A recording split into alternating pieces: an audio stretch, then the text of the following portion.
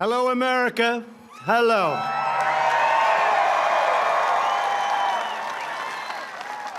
The First Lady and I wish each and every one of you a happy Independence Day on this truly historic 4th of July. Today we come together as one nation with this very special salute to America. We celebrate our history, our people, and the heroes who proudly defend our flag, the brave men and women of the United States military. We are pleased to have with us Vice President Mike Pence and his wonderful wife, Karen. We're also joined by many hardworking members of Congress, Acting Secretary of Defense Mark Esper, and many other members of my cabinet, and also the Chairman of the Joint Chiefs of Staff, General Joe Dunford. Thank you. Thank you. Thank you.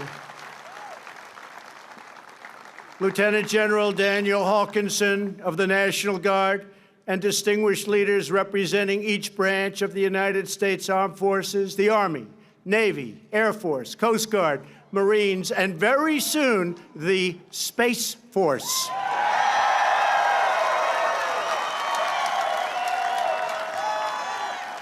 As we gather this evening, in the joy of freedom, we remember that all share a truly extraordinary heritage. Together, we are part of one of the greatest stories ever told, the story of America. It is the epic tale of a great nation whose people have risked everything for what they know is right and what they know is true. It is the chronicle of brave citizens who never give up on the dream of a better and brighter future. And it is the saga of 13 separate colonies that united to form the most just and virtuous republic ever conceived.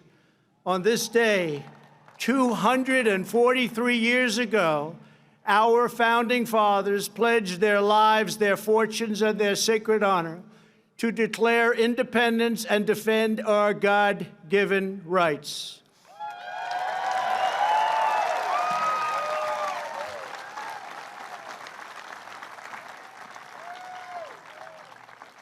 Thomas Jefferson wrote the words that forever changed the course of humanity. We hold these truths to be self-evident, that all men are created equal, that they are endowed by their Creator with certain unalienable rights, that among these are life, liberty, and the pursuit of happiness.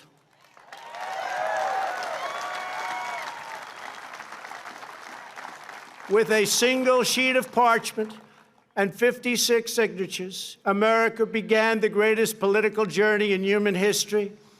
But on that day, the patriots who would determine the ultimate success of the struggle were 100 miles away in New York. There, the Continental Army prepared to make its stand, commanded by the beloved General George Washington.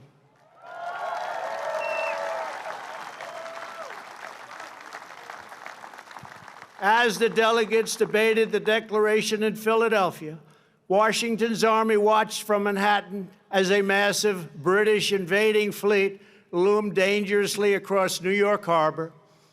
The British had come to crush the revolution in its infancy. Washington's message to his troops laid bare the stakes. He wrote, "The fate of unborn millions will now depend under God on the courage and conduct of this army. We have therefore to resolve to conquer or die."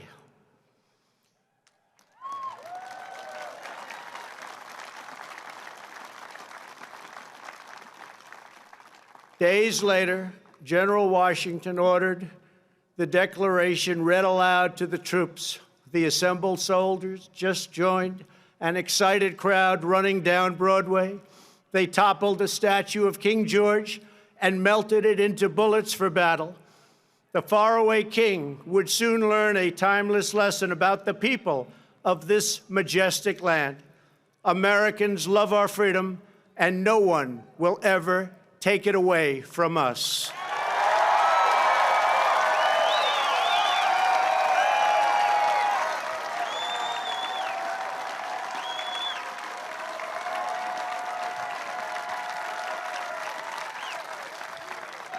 That same American spirit that emboldened our founders has kept us strong throughout our history.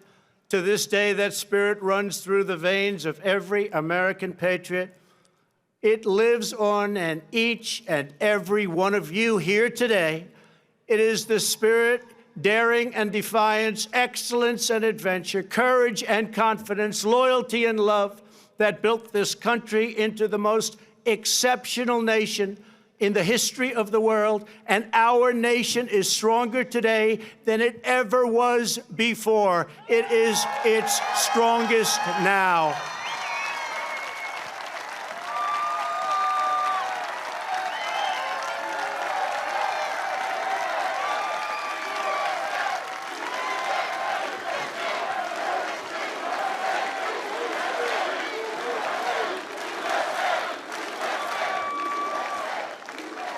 That same righteous American spirit forged our glorious Constitution. That rugged American character led the legendary explorers Lewis and Clark on their perilous expedition across an untamed continent. It drove others to journey west and stake out their claim on the wild frontier. Devotion to our founding ideals led American patriots to abolish the evil of slavery, secure civil rights, and expand the blessings of liberty to all Americans.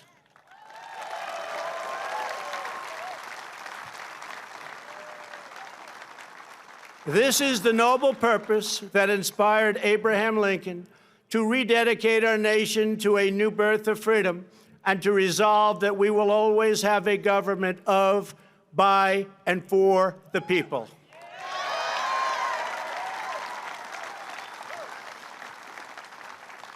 Our quest for greatness unleashed a culture of discovery that led Thomas Edison to imagine his light bulb, Alexander Graham Bell to create the telephone, the Wright brothers to look to the sky and see the next great frontier. For Americans, nothing is impossible.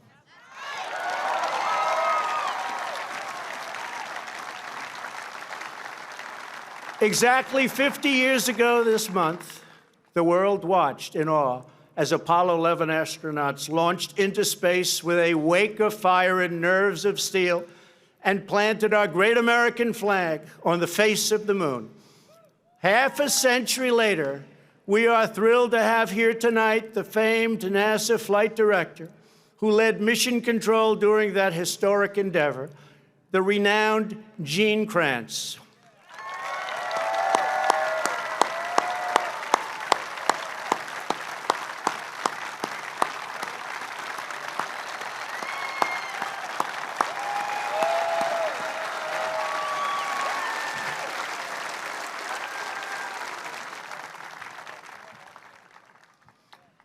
Gene, I want you to know that we're going to be back on the moon very soon, and someday soon we will plant the American flag on Mars. It's happening, Gene. It's happening. Our nation's creativity and genius lit up the lights of Broadway and the sound stages of Hollywood.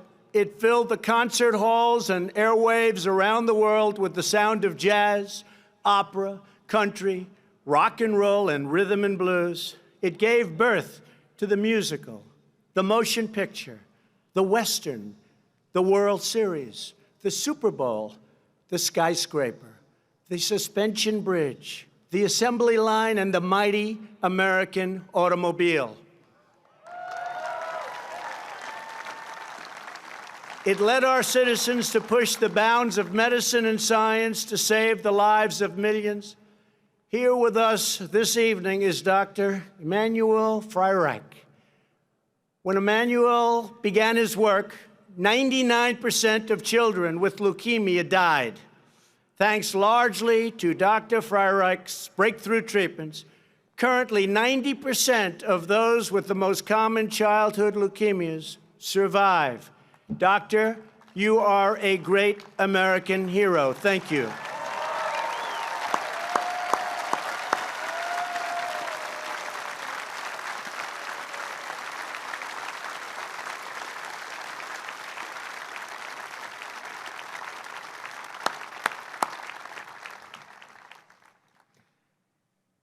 Americans always take care of each other. That love and unity held together the first Pilgrims. It forged communities on the Great Plains. It inspired Clara Barton to found the Red Cross, and it keeps our nation thriving today. Here tonight, from the Florida Panhandle, is Tina Belcher. Her selfless generosity over 3 decades has made her known to all as Mrs. Angel. Every time a hurricane strikes, Mrs. Angel turns her tiny kitchen into a disaster relief center. On a single day after Hurricane Michael, she gave 476 people a warm meal. Mrs. Angel, your boundless heart inspires us all. Thank you.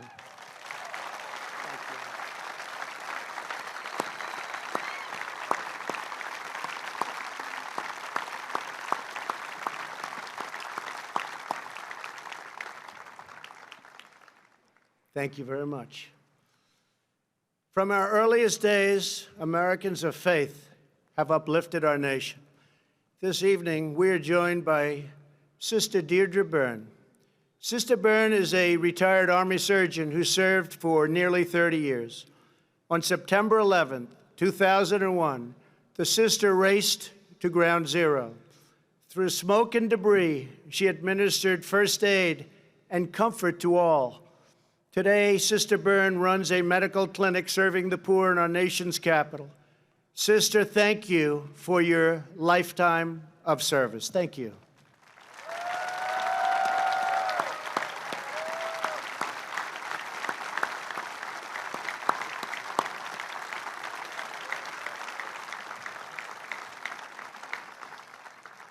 Our nation has always honored the heroes who serve our communities. The firefighters, first responders, police, sheriffs, ICE, Border Patrol, and all of the brave men and women of law enforcement. On this July 4th, we pay special tribute to the military service members who laid down their lives for our nation. We are deeply moved to be in the presence this evening of Gold Star families whose loved ones made the supreme sacrifice. Thank you. Thank you.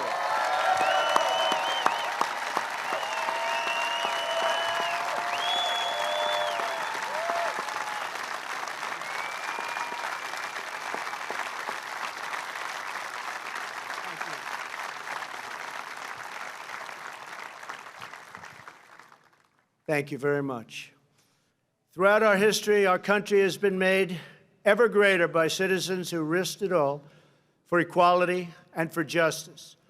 100 years ago this summer, the women's suffrage movement led Congress to pass the constitutional amendment giving women the right to vote.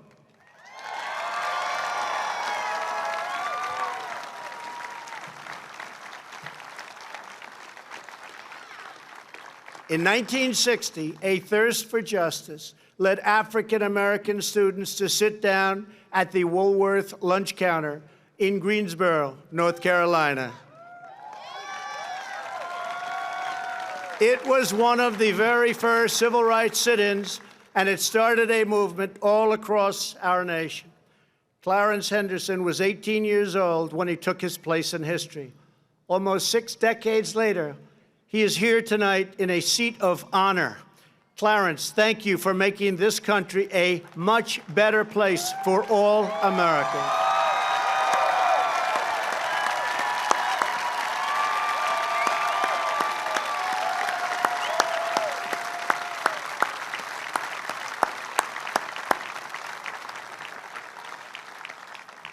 In 1963, Reverend Martin Luther King Jr.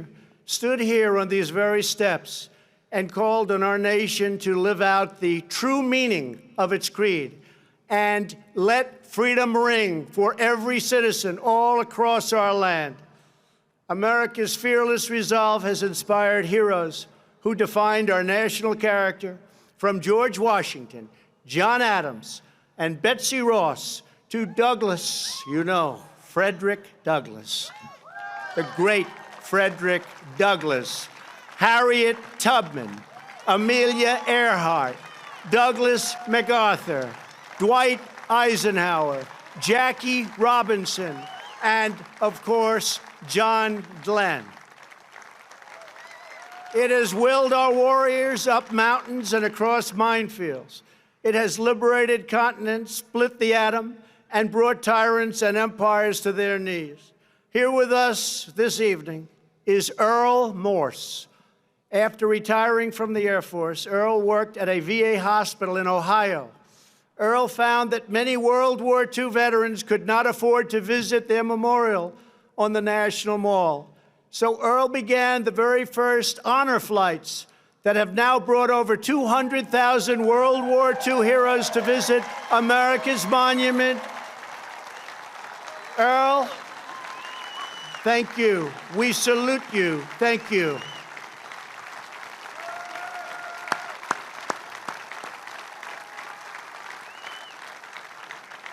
Thank you. Thank you, Earl. Thank you. Thank you. Our warriors from a hallowed roll call of American patriots running all the way back to the first souls who fought and won American independence. Today, just as it did 243 years ago, the future of American freedom rests on the shoulders of men and women willing to defend it. We are proudly joined tonight by heroes from each branch of the U.S. Armed Forces, including 3 recipients of the Congressional Medal of Honor. Thank you.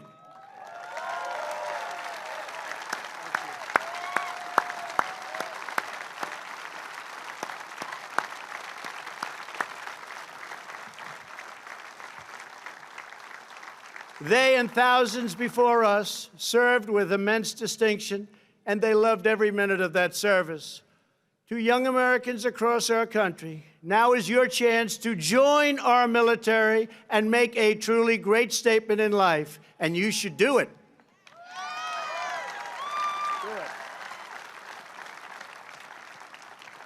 We will now begin our celebration of the United States Armed Forces, honoring each branch's unique culture, rich history, service song, and distinct legacy.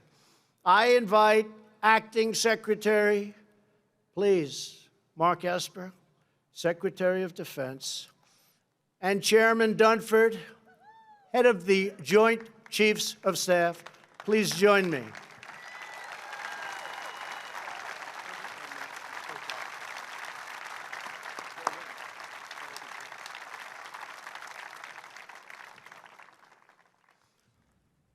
In August of 1790, by request of George Washington and Alexander Hamilton, Congress established a fleet of 10 swift vessels to defend our shores. These revenue cutters would fight pirates, stop smugglers, and safeguard our borders. They are the ancestors of our faithful Coast Guard.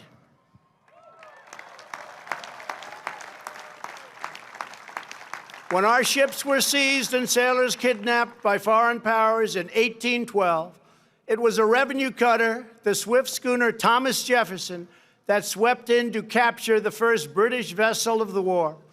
In 1897, when 265 whalers were trapped in ice and the ice fields of Alaska were closing up, courageous officers trekked 1,500 miles through the frozen frontier to rescue those starving men from certain death. In 1942, the Coast Guard manned landing craft for invasions in the Pacific when the enemy attacked U.S. Marines from the shores of Guadalcanal. Coast Guard Signalman First Class Douglas Munro used his own boat to shield his comrades from pounding gunfire. Munro gave his life. Hundreds of Marines were saved. As he lay dying on the deck, his final question embodied devotion that sails with every Coast Guardsman. Did they get off? On D-Day, the Coast Guard's famous Matchbox fleet served valiantly through every hour of the greatest amphibious invasion in the history of our country. One coxswain said the water boiled with bullets like a mud puddle in hailstorm, but still the Coast Guard braved death to put our boys on Utah and Omaha beaches.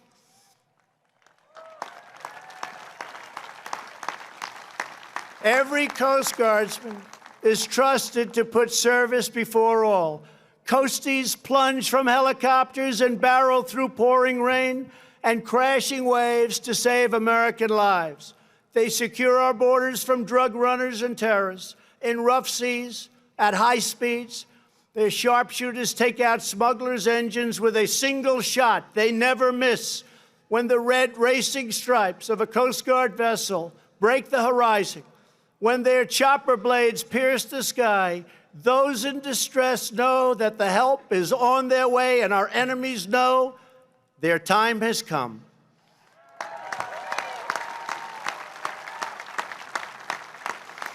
These guardians of our waters stand semper paratus.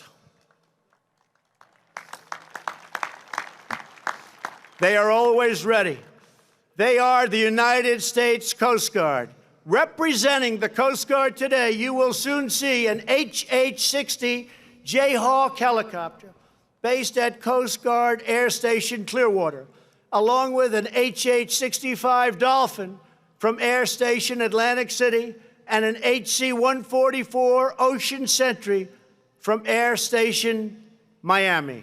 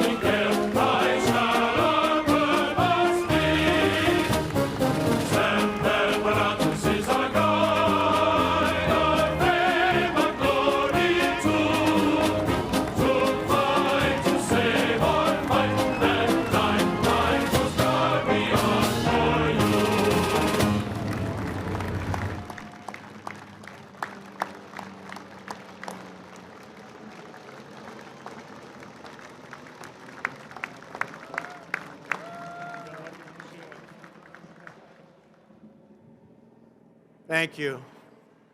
Thank you to the Coast Guard. On a cold December morning in 1903, a miracle occurred over the dunes of Kitty Hawk, North Carolina, when two bicycle makers from Ohio defied gravity with a 12-horsepower engine, wings made of cotton, and just a few dollars in their pockets. Just 6 years later, America was training its first pilots to take these magnificent machines up and over the field of battle. In World War I, our flyboys rushed the skies of Europe, and aces like Eddie Rickenbacker filled hearts and headlines with tales of daring duels in the clouds. General Billy Mitchell saw the promise of this technology and risked court-martial in his quest for an independent Air Force. He was proven right when empires across the oceans tried to carve up the world for themselves, and America stood in the way. We wouldn't let it happen.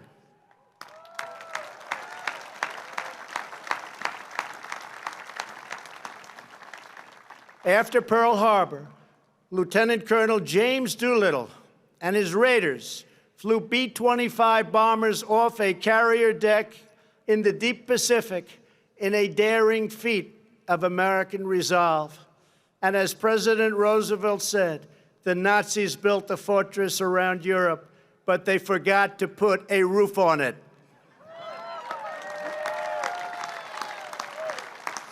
So we crushed them all from the air.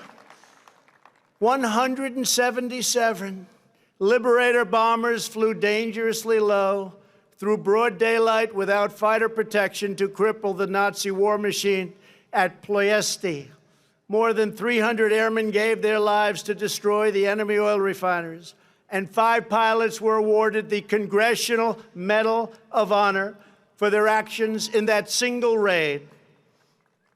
It was Airman Chuck Yeager who first broke the sound barrier. It was airmen like Gus Grissom and Buzz Aldrin who traded their Sabre jets for rockets to the stars. And it is our incredible airmen today who wield the most powerful weapon systems on the planet Earth. For over 65 years, no enemy air force has managed to kill a single American soldier because the skies belong to the United States of America.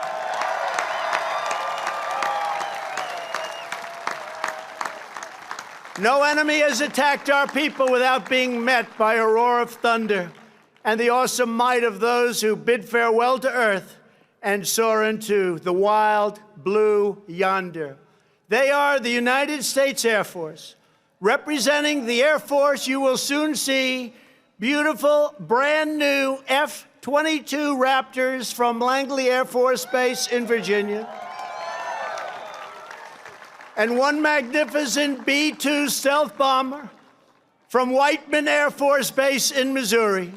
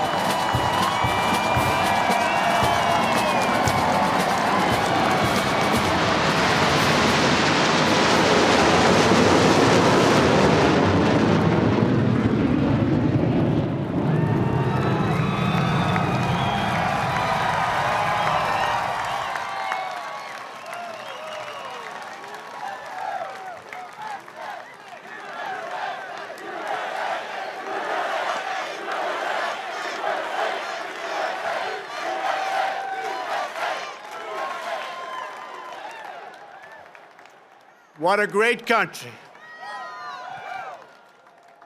In October of 1775, the Continental Congress ordered the construction of 2 swift sailing vessels, each carrying 10 cannons and 80 men to sail eastward. Our young fleet tested their sea legs against the most powerful navy the world has ever seen. John Paul Jones, America's first great naval hero, said, "I wish to have no connection with any ship that does not sail fast, for I intend to go in harm's way." He got his wish many times when his ship was shot into pieces off the coast of England by a British vessel and her 4 dozen guns. When demanded to surrender, Jones very famously declared, "I have not yet begun to fight."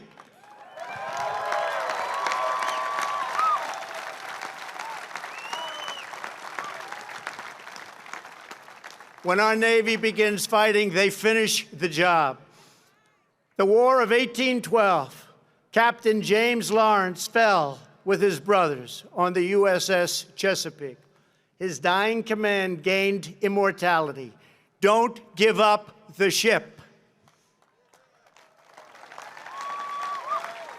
In the Battle of Mobile Bay, Admiral David Farragut lashed himself to the rigging of his flagship to see beyond the cannon smoke, crying, "Damn the torpedoes, full speed ahead." In World War II, it was aviators launched from the carrier Enterprise, Hornet, Yorktown, who filled the skies of Midway and turned the tide of the Pacific War. Nobody could beat us. Nobody could come close. On D-Day, CB engineers came ashore to destroy blockades and barriers, making way for the invasion. Many lost their lives, but they took the German defenses with them, and our men crushed upon the beaches like a mighty storm. From the naval demolition units of World War II arose a force that became famous in the Mekong Delta. They don't want to see our force again. The very best of the very best, the Navy SEALs.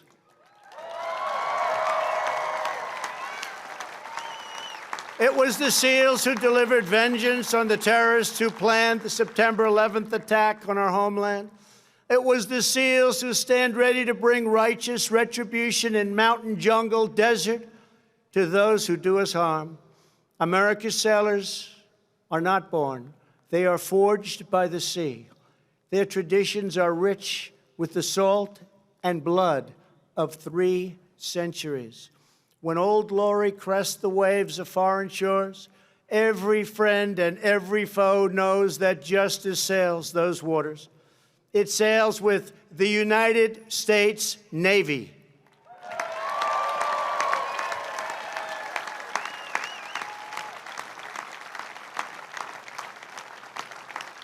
Representing our great Navy today will be 2 F-18 Super Hornets from Naval Air Station Oceana in Virginia, along with 2 F-35 Lightnings from Naval Air Station Lemoore in California.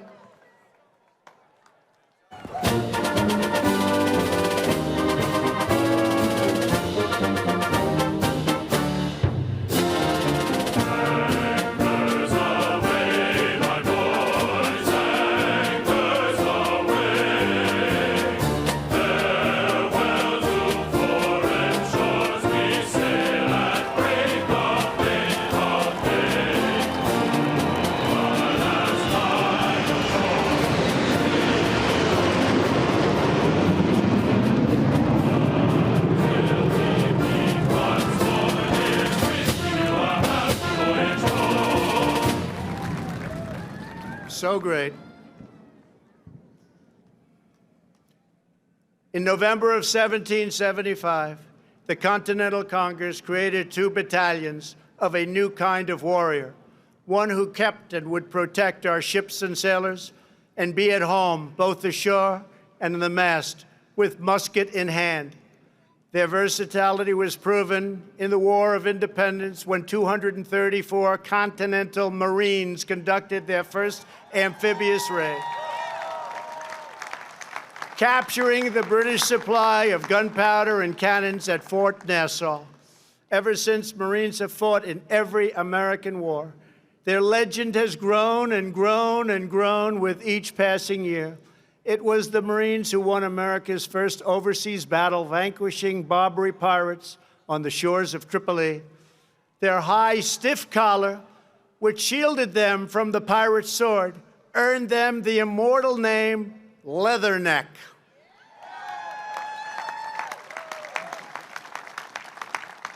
It was the Marines who, after 2 long days of battle, marched through the halls of Montezuma.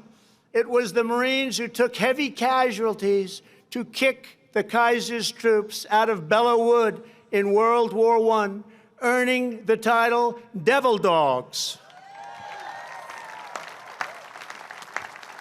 And it was the Marines who raised the flag on the black sands of Iwo Jima.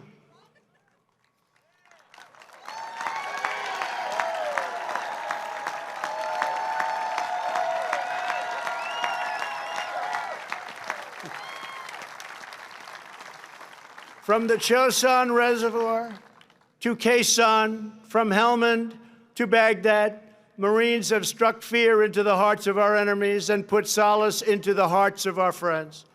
Marines always lead the way.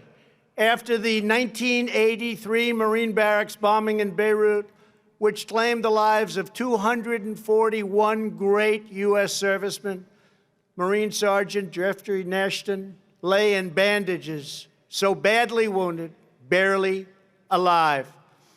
When the Commandant of the Marine Corps came to visit his hospital, Sergeant Nashton had to feel for the general's collar. He wanted to feel his 4 stars. He could not see and he could not speak.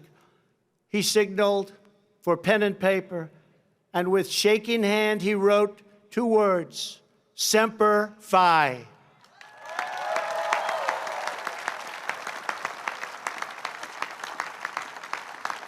That motto, Semper Fidelis, always faithful, burns in the soul of every Marine, a sacred promise the Corps has kept since the birth of our country. They are the elite masters of air and land and sea on battlefields all across the globe. They are the United States Marines.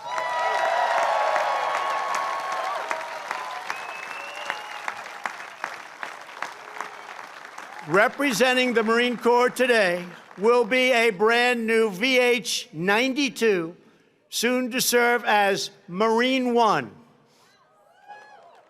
along with 2 V-22 Ospreys from the famed HMX-1 helicopter squadron at Quantico, the Nighthawks.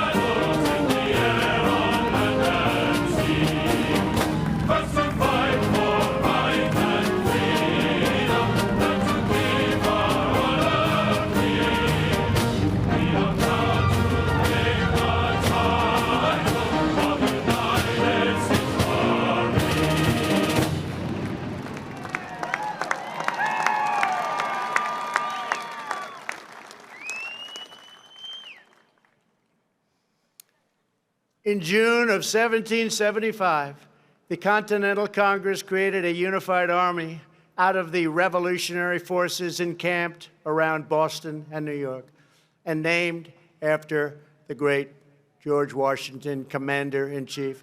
The Continental Army suffered a bitter winter of Valley Forge, found glory across the waters of the Delaware, and seized victory from Cornwallis of Yorktown. Our Army manned the airport.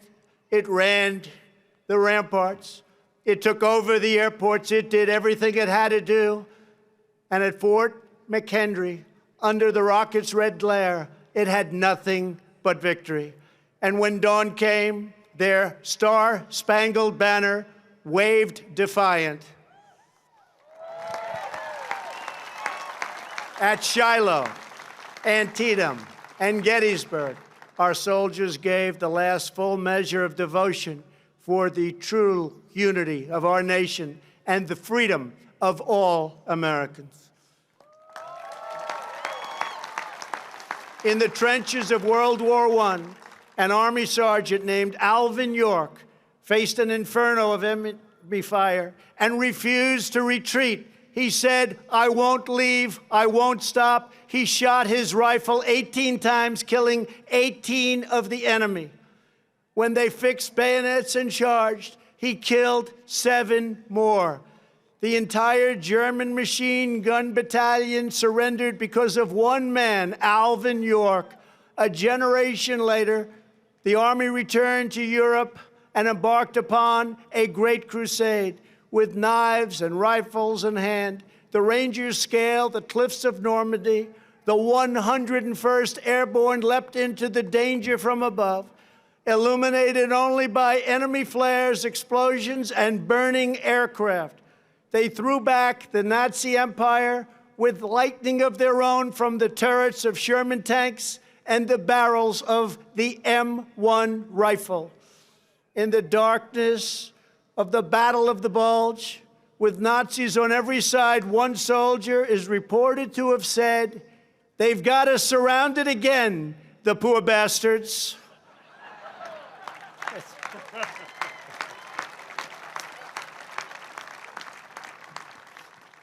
Outnumbered, American warriors fought through the bunkers of Pork Chop Hill and held the line of civilization in Korea.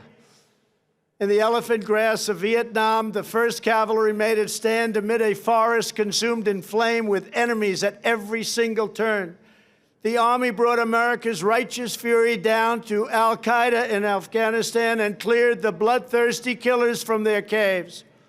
They liberated Fallujah and Mosul and helped liberate and obliterate the ISIS caliphate just recently in Syria, 100% gone. Through centuries, our soldiers have always pointed toward home, proclaiming, "This we'll defend." They live by the creed of Douglas MacArthur: "In war, there is no substitute for victory." They are the greatest soldiers on earth.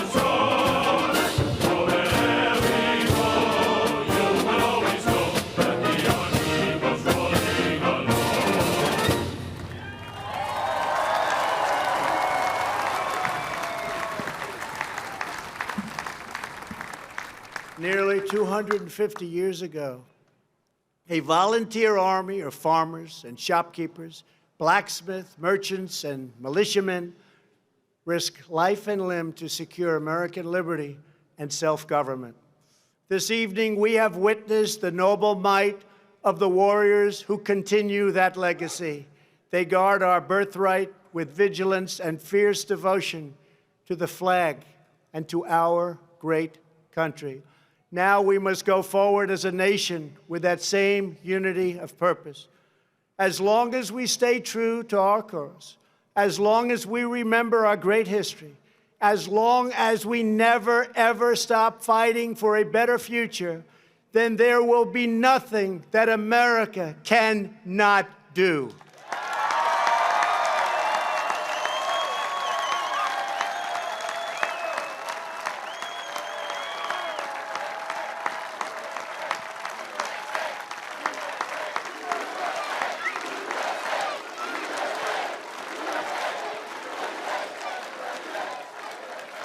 Thank you. We will always be the people who defeated a tyrant, crossed a continent, harnessed science, took to the skies, and soared into the heavens, because we will never forget that we are Americans and the future belongs to us.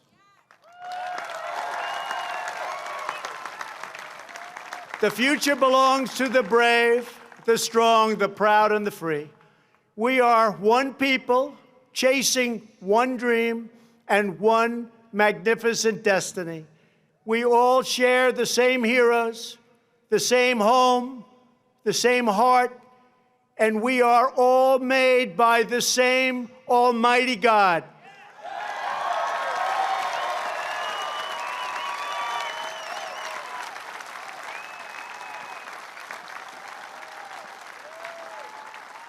From the banks of the Chesapeake to the cliffs of California, from the humming shores of the Great Lakes to the sand dunes of the Carolinas, from the fields of the heartland to the Everglades of Florida, the spirit of American independence will never fade, never fail, but will reign forever and ever and ever.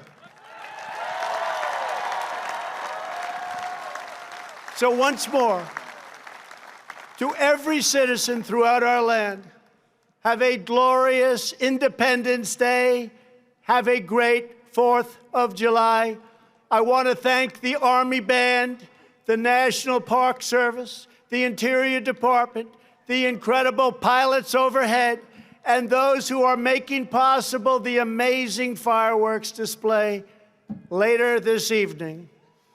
Now, as the band plays the Battle Hymn of the Republic, I invite the First Lady, Vice President and Mrs. Pence, the service secretaries and military leaders to join me on stage for one more salute to America by the famous, incredible, talented Blue Angels. God bless you, God bless the military, and God bless America. Happy 4th of July.